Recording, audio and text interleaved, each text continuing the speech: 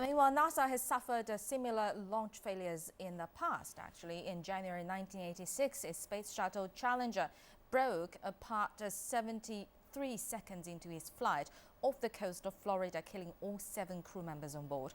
And similar accidents have also happened elsewhere in the world. The Russian space launch vehicle Cosmos 3M exploded twice during the Soviet era, once in 1973 and again in 1976, killing 9 people in both accidents. And more recently, in 1996, the European Space Agency's Ariane 5 rocket Flight 501 failed to achieve orbit due to an error in its software design. It is widely viewed as one of the most infamous software bugs in history.